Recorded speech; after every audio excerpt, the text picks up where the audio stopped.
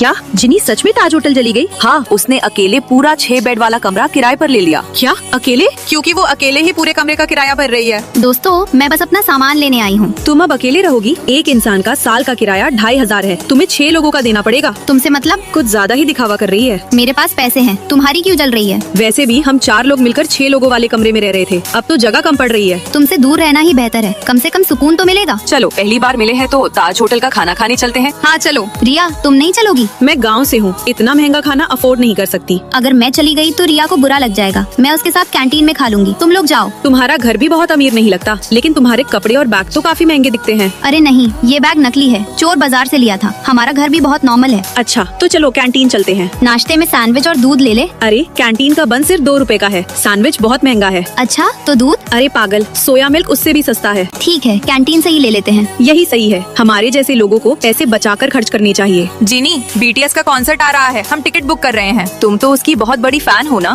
Sorry यार, मैं नहीं जाऊंगी, इस महीने पैसे कम हैं। मैंने पहले ही कहा था, हमारे जैसे लोग कॉन्सर्ट कहाँ अफोर्ड कर सकते हैं। जीनी भी हर समय पैसे बचाती रहती है। जीनी, तुम सच में नहीं जाओगी? जीनी चाहो तो मैं तुम्हारे साथ स्टेडियम के बाहर खड़ी हो जाऊंगी, बाहर से सुन लेंगे। नहीं नहीं, तुम लोग जाओ। मैं सिर्फ रिया की इज्जत बचाना चाहती थी, लेकिन उसे लगने लगा कि वो मुझसे बेहतर है। जीनी सॉरी, गलती से तुम्हारा बैग फट गया। कितने पैसे दूं? अरे वो तो नकली बैग है, 20 रुपए दे दो बस। नहीं वो वैसे जीनी, अगली बार लोगो वाला बैग मत लेना, लोग गलत समझ लेते हैं। लो पैसे रख लो। क्या सब लोग पिकनिक पर जा रहे हो? कुछ खरीदना है क्या? हाँ, पिज्जा, नूडल्स और ड्रिंक्स लेंगे, सब मिलकर मजे करेंगे। लेकिन जीनी शायद नहीं आएगी, अगर पैसे देने पड़े तो वो मना कर देगी। तुम्हें नहीं लगता तुम में अब बहुत घमंड आ गया है? जीनी हमेशा तुम्हारा ख्याल रखती थी, तुम्हें समझ नहीं आया? क्या बातें हो रही हैं? मैं तो बस सच बोल रही हूँ, जीनी गरीब है। कभी भी किसी को अपने सर पे मत चढ़ाओ, क्योंकि लोग जब बहुत करीब आ जाते हैं तो अपनी बाउंड्रीज भूल जाते हैं। खुद गरीब होकर उसे भी गरीब समझ रही हो। जीनी के पापा एक बड़ी कंपनी के CEO हैं। जीनी अगर तुम चली गई तो मैं अकेली रह जाऊंगी। इसलिए दूरी बनाए रखना बेहतर है। चलो मेरे नए रूम में झालमुड़ी खाते हैं। अकेले पूरा कमरा लेना भी कितना मजेदार है। चलो। अरे अरे